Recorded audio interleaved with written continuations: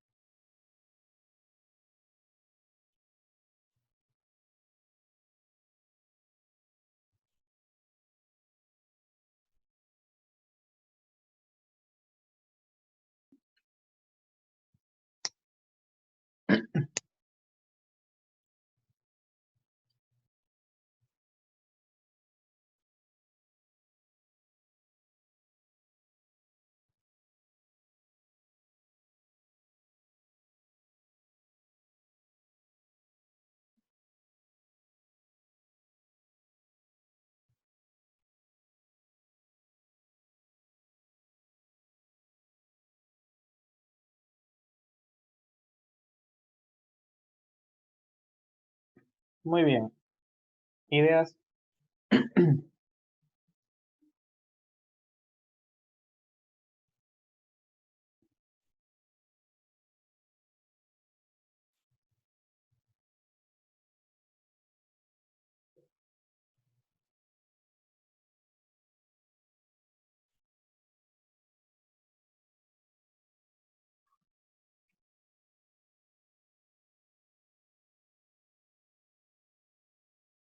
Para empezar, quiero confirmar que todos han leído el enunciado del problema ya.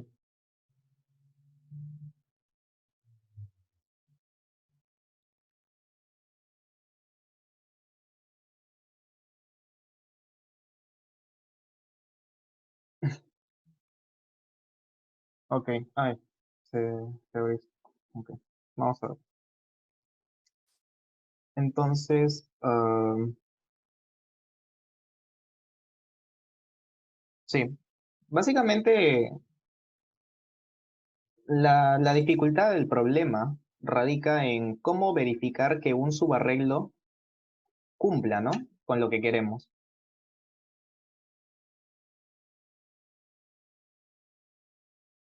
¿Cómo podríamos verificar que un conjunto de caracteres puede formar un palíndromo si es que los reordenamos? Como Miguel decía, hay dos posibilidades, que la longitud sea par o que la longitud sea impar. Entonces, ¿qué pasa si el palíndromo que quisiéramos armar en todo caso fuese de longitud par? Entonces, cada uno de los elementos va a tener su contraparte estrictamente hablando, ¿no? Todos van a tener uno con el que se machean, lo que significa que si tengo una frecuencia de esta letra, o sea, la frecuencia de todas las letras, va a tener que ser par, para que así puedan emparejarse entre ellas. Si la frecuencia de alguna de esas letras es impar, entonces no se va a poder, ¿no? O sea, van a haber al menos dos que no van a poder machearse entre sí. De manera casi análoga, cuando la cadena es de longitud impar, todas se machean excepto una, la cual se machea con sí misma, entre comillas, podríamos decirlo así. Lo que significa que todas estas letras, si eliminamos el centro, o sea, si eliminamos el centro, todas estas, la unión de estas dos cadenas va a ser el caso par. Así que entre todas estas se va a cumplir que f de x es congruente a 0 módulo 2, ¿no? O sea, que todas las frecuencias van a ser pares. Lo que significa que esta de acá va a ser la única que va a tener frecuencia impar. Porque a su frecuencia, o sea, la frecuencia que obtiene de las dos subcadenas eliminando esta letra, que es par dentro de esa unión, al aumentarle esta letra en el centro, se va a volver impar. Y esa tiene que ser la única que es impar, porque todas las demás tienen que cumplir. Si no, no se puede. Entonces, tenemos solamente dos opciones. En el caso en el que es par la longitud,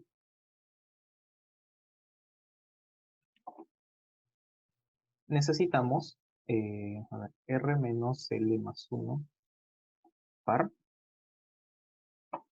Todas las frecuencias son 0 módulo 2. Y para R menos L más 1 impar,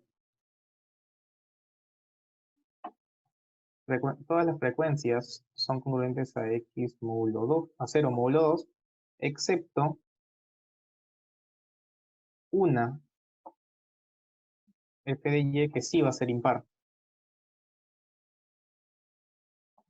Y obviamente, bueno, el x es para acá, es para todo x diferente de y. Acá es existe y es único y. Así.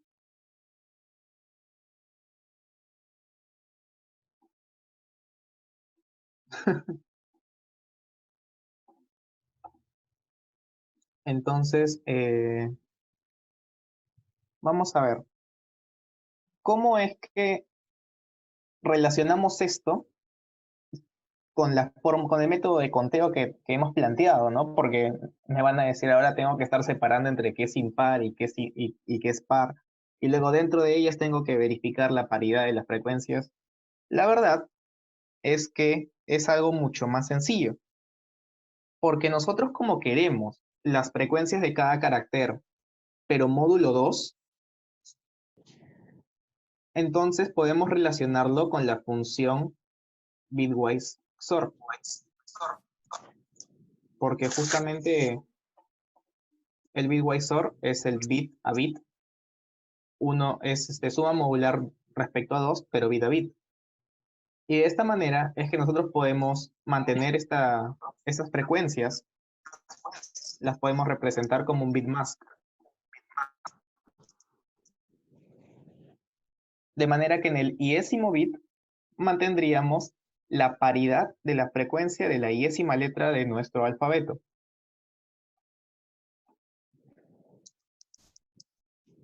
Y como esto ahora lo hemos transformado a una especie de suma modular,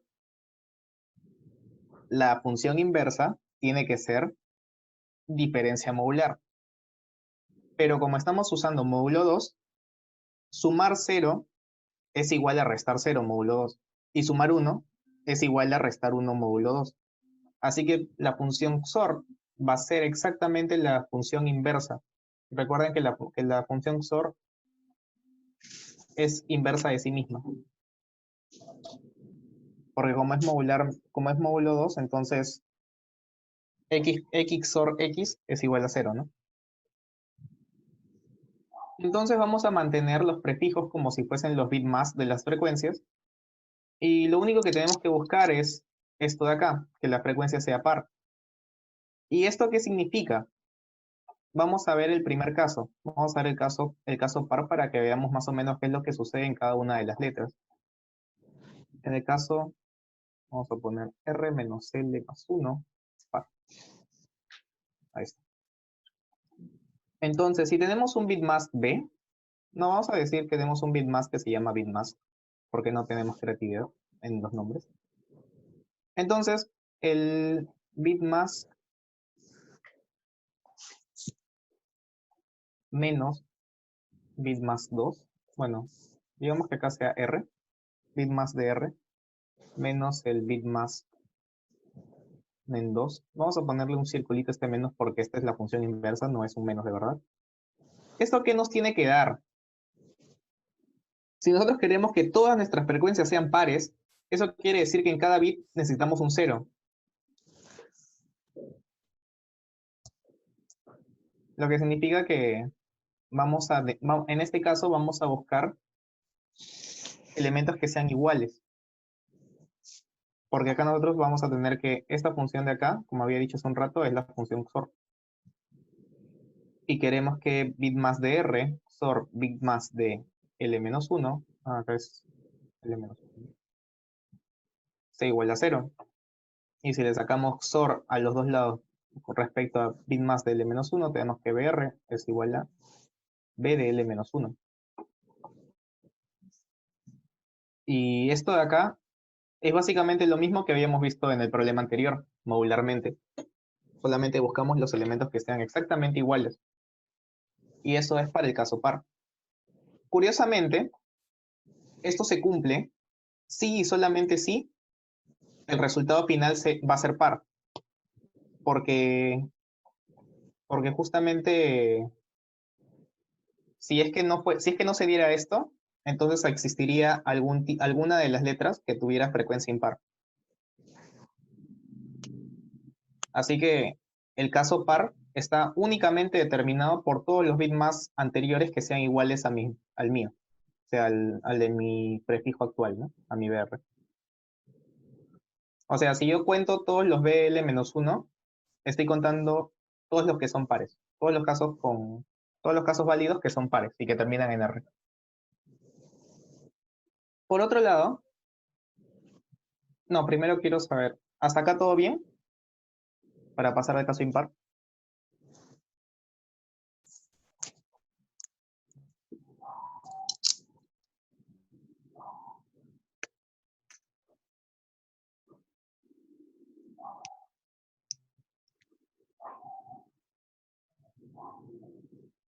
Sí, sí, sí, ok. Entonces pasamos al caso impar. Vamos a ver, R menos L más 1, impar. Cuando se da esto, lo que decimos es que existe un único Y tal que su frecuencia es 1 módulo 2, ¿no? Es impar. Y luego para todo X diferente de Y, se da que f de X es congruente a 0 módulo 2, ¿no? Todas las demás tienen que ser pares. Ok. Pero esto manifestado en el bit mask, ¿cómo se ve? Eso sería tener varios ceros, un solo 1, y luego varios ceros. Y este 1 sería el único Y que tiene frecuencia impar, y los demás son el resto, ¿no? Que necesita tener una frecuencia par para que se pueda armar el palíndromo. Entonces, como esto de acá puede ser cualquier posición, este 1, lo que vamos a hacer es fijar el Y. Vamos a iterar sobre cada uno de los caracteres posibles. Vamos a hacer algo como un for Y igual a 0 hasta 25, que sería el último. Y vamos a buscar, ¿no? Decimos, el Y está fijo. Por ahora estamos asumiendo que el Y está fijo. Entonces necesitamos que B de R, XOR B de L-1, sea igual a 2 a la Y, porque ese sería el bit más que representa a este de acá, ¿no? Entonces, una vez más, pero ahora sacamos XOR B de R. Vamos a necesitar que el B de L-1 sea B de R, XOR 2 a la Y. Y como acá solamente tenemos 26 posibilidades, la complejidad de esta operación sería o de, bueno, digamos el alfabeto para que sea algo más general, ¿no? Esto siempre va a tener la complejidad del alfabeto. Aunque bueno, estamos en un mini paint, así que casi todo sea alfabeto. Así, ahí está. Y longitud. Esto siempre va a tener una complejidad del tamaño del alfabeto. Entonces, como el BDR es fijo para el R y el Y es fijo, esto de acá también es un valor fijo. De esa manera podemos acceder a este resultado usando la estructura de datos que estemos usando, la complejidad de acceso, ¿no? Entonces, agregando esos dos casos, ya que para un R fijo pueden existir varios subarreglos y por ende pueden existir tanto pares como impares, vamos a hacer una recapitulación de todo. Y sería, para R, vamos a aumentar el ANS con la frecuencia del bit más actual.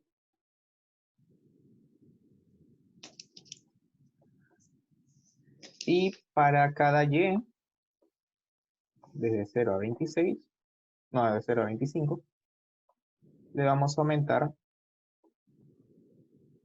el XOR del bit más actual con 2 a la Y. Y luego de esto, como siempre, el bit más actual lo contamos en las frecuencias, ¿no? Le aumentamos 1 a la frecuencia de eso. Y esto sería básicamente lo que tenemos que hacer para cada R. Como el R va desde 1 a N, sería O de N acá. Como acá tenemos un O del alfabeto, acá sería tamaño del alfabeto. Y la complejidad final, ya que tenemos 26 letras, 2 a la 26 entra en un arreglo usual, un arreglo de enteros, podemos usar O de 1 de acceso y de consulta. Digo, acceso y modificación. Tenemos O de N por el tamaño del alfabeto. Así. ¿Alguna duda? ¿Alguien quiere que repita la solución o algo? Para ya pasar a la implementación.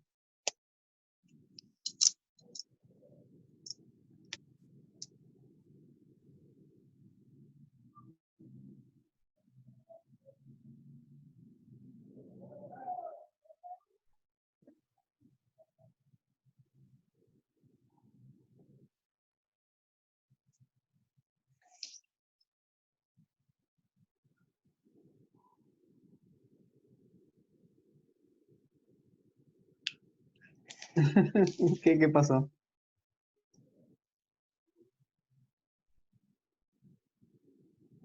Una explicación rápida.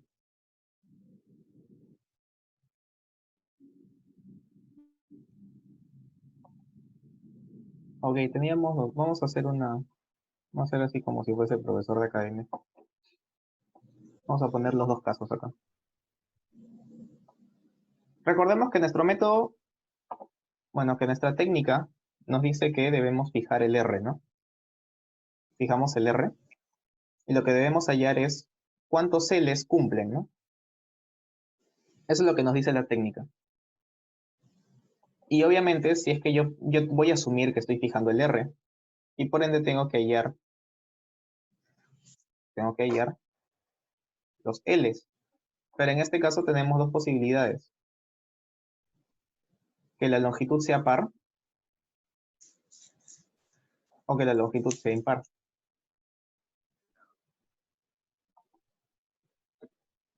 Entonces, para el caso par, ya había dicho que las frecuencias tienen que terminar siendo par para cada una de las letras. Ahora, yo puedo usar bitmask, puedo usar una máscara de bits para decir o sea, digamos que mi máscara es las frecuencias, ¿no? Es una máscara de frecuencias. Pero es una máscara de la paridad de las frecuencias.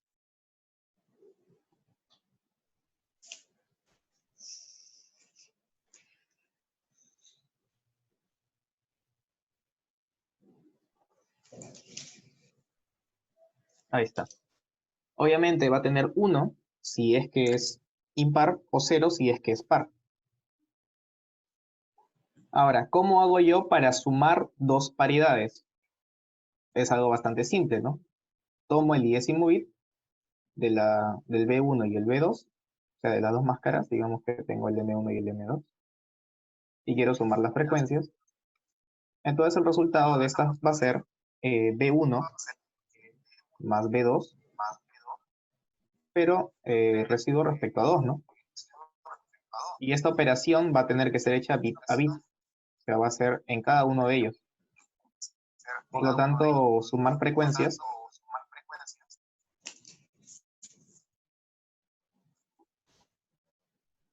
es equivalente a hacer XOR entre máscaras.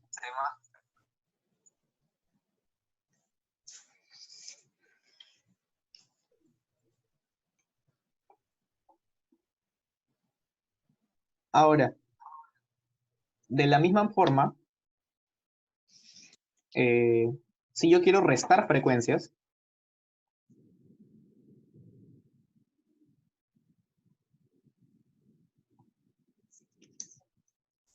justamente también es equivalente a hacer XOR entre las máscaras.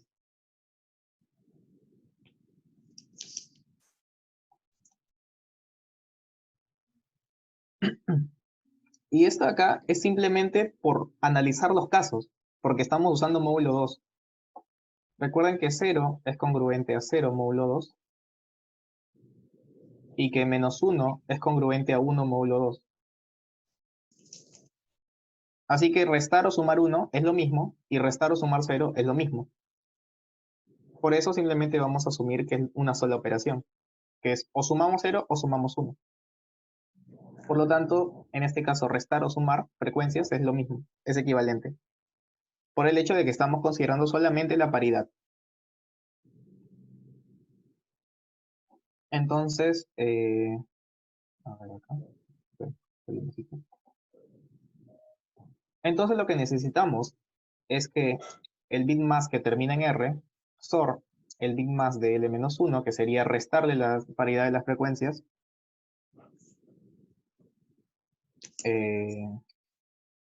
restar la paridad de las frecuencias bit a bit. Esto de acá necesitamos que sea válido. Vamos a ponerle acá válido nomás. No queremos un resultado en particular todavía. Lo que significa que para R par necesitamos que f de x es 0, módulo 2, esto es para todo x. Y para impar necesitamos que existe un único y, tal que f de y es congruente a 1 módulo 2. Y luego para todo x diferente de y, f de x es par, o sea, 0 módulo 2. Entonces, solamente existen estas dos posibilidades, ¿no? En el primer caso, como tiene que ser 0, vamos a poner acá, BDR con este XOR BDL-1 tiene que ser 0, entonces BDL-1 tiene que ser igual a BDR, porque recuerden que el XOR es la inversa de sí mismo. Así que acá le hago un XOR BDR a los dos lados y obtengo 0 XOR BDR, que es BDR. Y acá tengo BDR XOR BDR, que es 0, y 0 XOR BDL-1 es BDL-1. Y en este caso necesitamos que BDR XOR BDL-1 sea igual a 2 a la y, porque esto acá es una máscara que representa que el bit de la posición y está prendido. Así que de manera análoga como el anterior, vamos a necesitar que BDL-1 sea BDR XOR 2 a la y. Y esto es para para el caso par. Y este es para el caso impar. Ahora, en este caso impar, necesitamos que el y vaya desde 0, bueno, desde 0 hasta 25, porque tenemos 26 caracteres posibles. Entonces, como el R va de 1 a n, como 2 a la 26 menos 1 entra en un arreglo, o sea, como tamaño de arreglo, Entonces vamos a poder tener O de n por el tamaño del alfabeto de complejidad usando un arreglo, ¿no?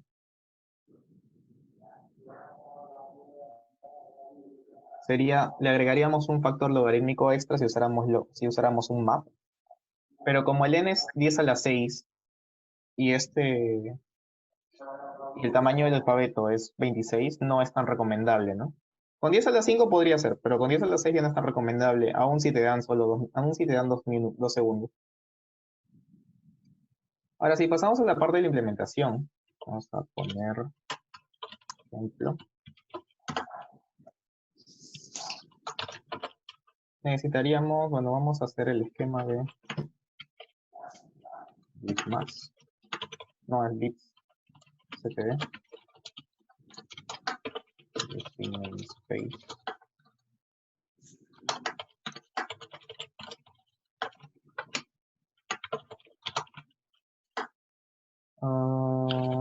Vamos a leerlo con scan, solamente por si acaso.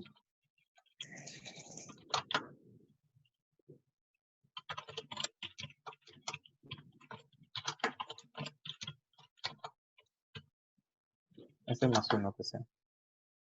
Para no desnaturalizar nuestra versión de los prefijos. Ahora, vamos a necesitar una frecuencia de las máscaras, ¿no? Así que vamos a declarar una variable mask que sea 2 a la 26.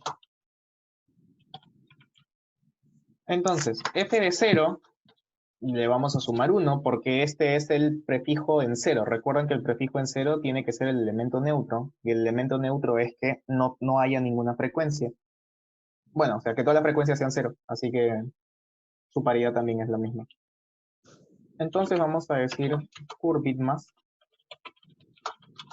que va a ser el bit más actual del R que vamos a ver. Vamos a ponerle acá R para que esté relacionado con la notación que usamos. Entonces este curBitMask le vamos a hacer un XOR con 1, bueno, con 2 elevado a la SR menos el carácter A, ¿no? Porque supone que están usando puras letras minúsculas. Entonces, acá faltó agregar long. Al ANS le vamos a aumentar el curBitMask, y este es para el caso par. Y luego, como dije, iteramos, ¿no? Los yes del 0 al 25. Y le vamos a sumar ans de f de curBitMask sort 2 elevado a la y, ¿no? Ya está. Caso impar fijando y. Y al final, como dije, recién le vamos a agregar a la frecuencia del curBitMask 1. El resultado final va a estar almacenado en ANS, ¿no? Básicamente así es como sería la implementación.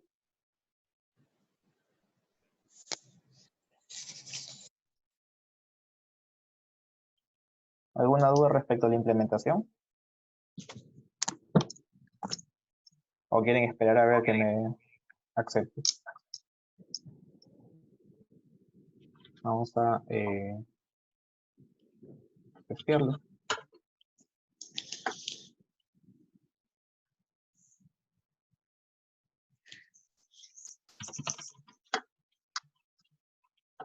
Bota 10 para 4A.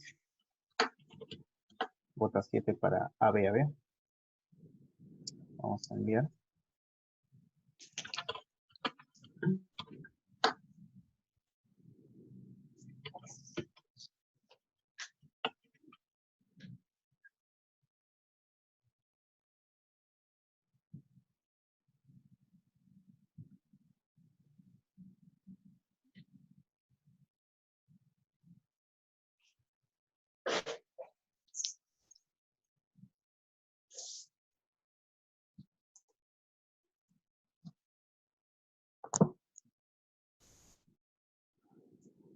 Ahí está, paso.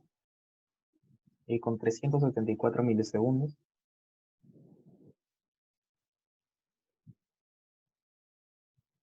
Entonces ya saben cómo se resuelve este problema en particular usando la técnica que que hemos visto en clase. Les recomiendo que hagan la primera ustedes solos para pasar y terminar a tiempo porque ya nos quedan solo unos 40 minutos. Bueno, 50. Entonces, vamos a borrar la pizarra. Y vamos al problema que vimos la vez pasada usando Divide and Conquer. Esta vez vamos a usar programación dinámica. Maximum subarray sum.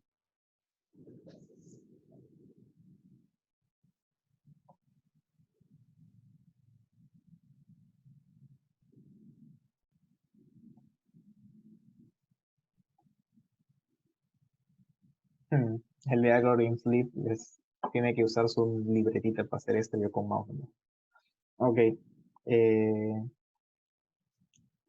¿Recuerdan cuál era el enunciado de este problema?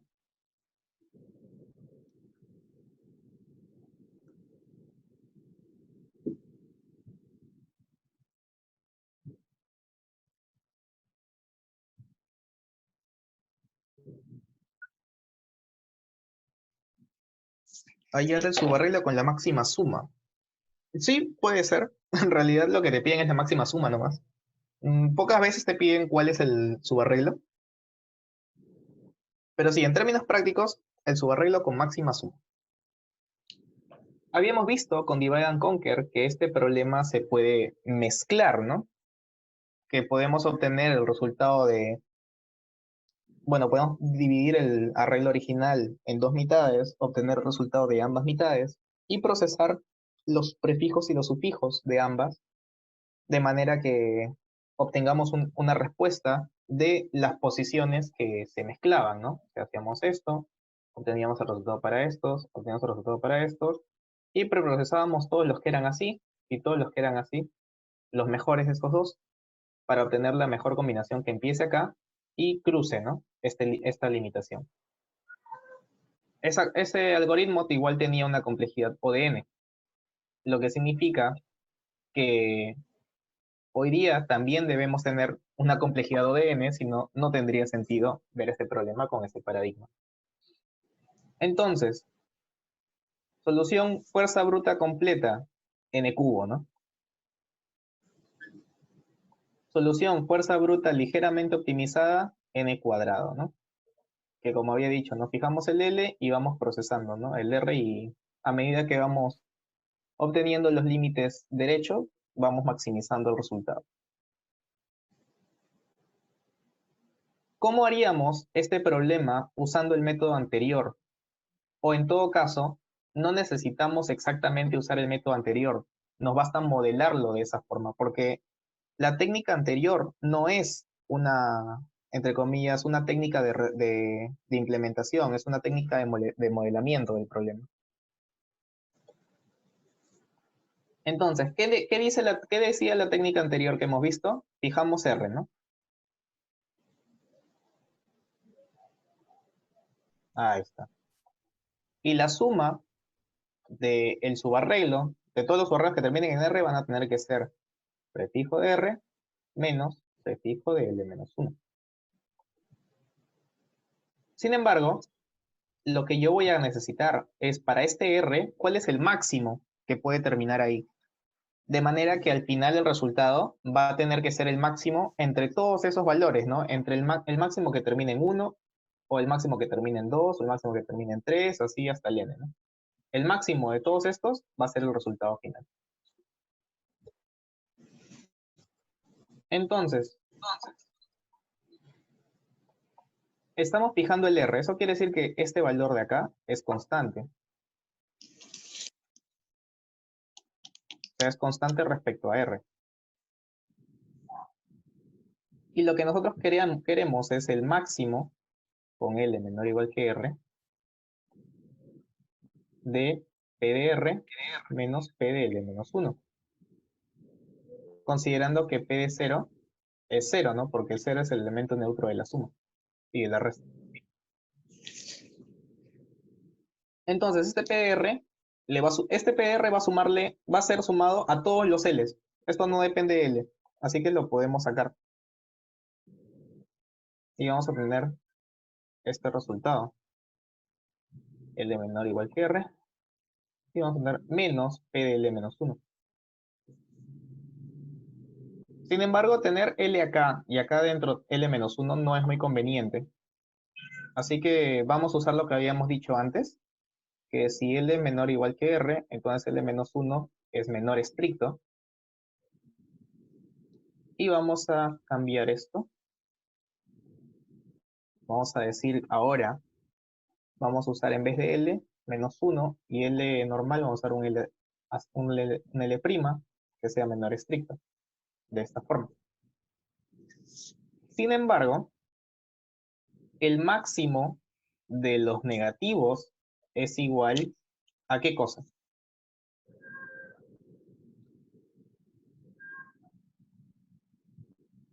El máximo de los negativos es igual a ¿qué cosa? ¿Hay alguna forma en la que podemos transformar esto sin usar el negativo? O sea, en realidad hasta acá nos basta, ¿no? Porque guardamos el máximo de todos los anteriores que tengan menos como negativo y normal. Pero con la suma no es nuestro método, ¿no? Nuestro método es con la inversa, que sería con diferencia.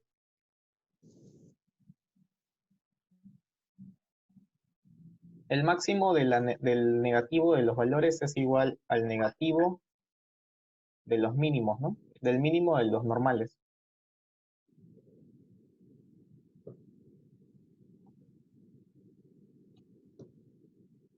Es justamente eso, ¿no? Ahora, si lo quieren ver de una manera más intuitiva, tenemos hasta acá un resultado, una suma PR, y le quieres quitar algo de manera que el resultado de eso sea el máximo posible. Entonces le tienes que quitar lo mínimo posible, ¿no? Por eso no le quitas lo mínimo posible antes. Eso se ve más intuitivo, creo, para no estar manejando tanta notación.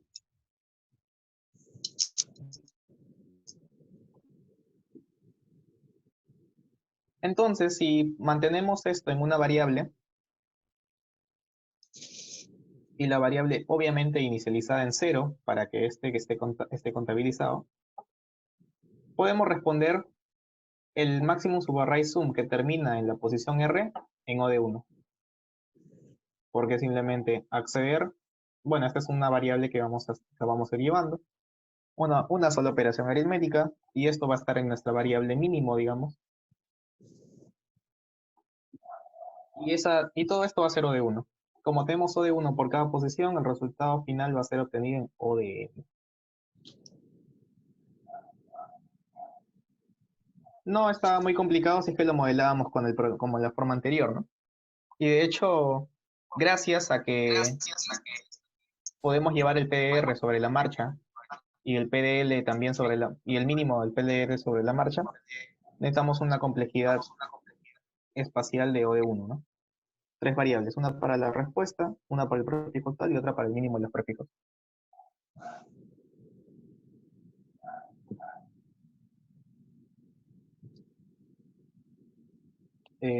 ¿Alguna duda?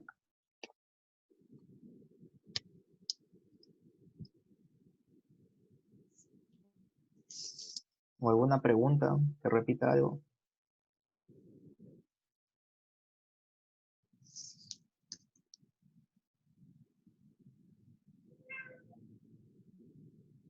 ¿Hay alguien ahí con vida?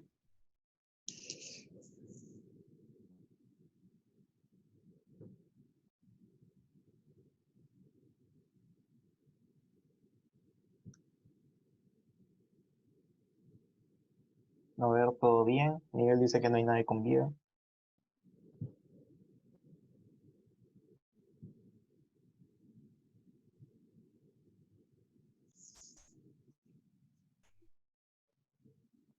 No, porque